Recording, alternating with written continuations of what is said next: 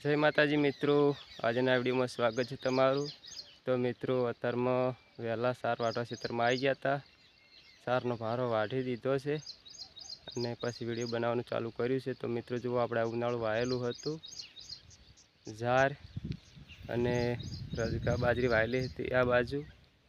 તો ઢોરો માટે સ્પેશિયલ વાવ્યું હતું, તો વાઢી ખવડાવવાનું ચાલુ છે મિત્રો। હવે આટલું બાકી છે 2-4 જેવું, અને ફરીવાર આ 2-4 ભાઈની પાછળ આવેલું છે ચોમાસું ઝાર ને રજકાબાઈ। તો વિડીયોમાં બનાવી રહેજો, હું તમને બતાવું।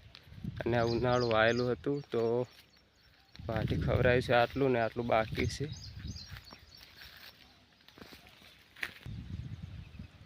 તો જો મિત્રો, આ બાજુ ફરીવાર વાવ્યું છે। આ 2-4 રજકા બાજરીના છે, એરા લીલું સમ દેખાય એ સાહટ્યું ઝાર ને બધું ભેગું છે। તો જુઓ મિત્રો, આ રજકા બાજરી છે। ફેર ચોમાસું વરસાદ પહેલી વાર વરસ્યો તો એટલે અમે વાવી દીધું હતું। જો આ રજકા બાજરીનો ચારો, આ રજકા બાજરીનો ચારો છે મિત્રો। અને આ આટલું ચાહટ્યું ઝાર બધું મિક્સમાં વાયેલું છે મિત્રો। આપણે ભેંસો ગાયો રાખો એટલે વાવવું જરૂરી છે। અને આ ભાગ ઊભો, આ 2-4 જેવું ઊભું છે એટલું। આમાં મિત્રો ઘઉં હતા એટલે અડધું પછી ઉનાળું આવ્યું હતું ને અડધું બાકી રાખ્યું હતું, એટલે ફરી વાર હવે ચોમાસું આવ્યું છે।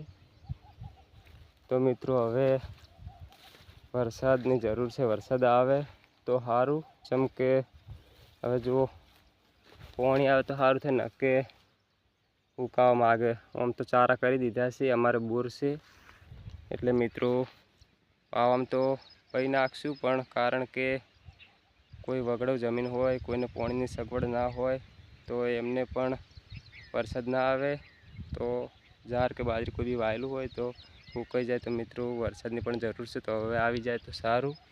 જો આજે વાતાવરણ આવે એવું કર્યું છે વરસાદ। ગઈકાલે થોડા સોટા આવીને રહેવા દીધું હતું, અને આજે આવે એવું છે, પણ હજી આ વરસાદ ચાલુ થયો નહીં।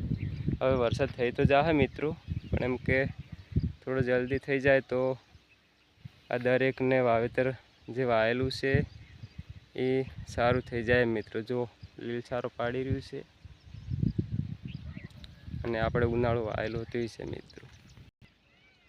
જો મિત્રો, પહેલે અમે ઠેઠ સીધે આપણે બાઇક ઊભું છે, બાઇક લઈને ખેતરમાં આવ્યા હતા, એટલે સારનો ભારો લઈને હવે ઘરે જઈશું, ભેંસો ગાયોને નાખશું।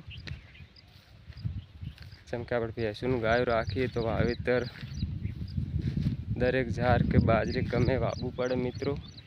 તો ભગવાન માતાજીના આશીર્વાદથી આપણે તો કોઈ દિવસ ચારનું ખૂટતું નથી, કોઈની જોડે માગવા નથી જવું પડતું। જેમ કે એક વીનું ઊભું હોય અને બીજી વાર આપણે વાવી દઈએ છીએ, તો એ આપણે પણ કાળજી રાખવી જોઈએ। ભેંસો ગાયો રાખતા હોય તો એક વીનું વઢે રહેવા થાય તો બીજી વાર વાવી દેવું જોઈએ, એ આપણે ઓર રાખવી પડે મિત્રો।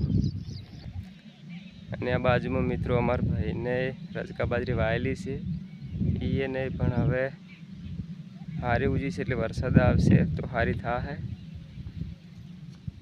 આ બાજુ કપાસ વાયેલા હતા એ બળવતજી છે, અને આ ઝારે અમારા ભાઈની વાયેલી છે, બળવતજી વાવી છે।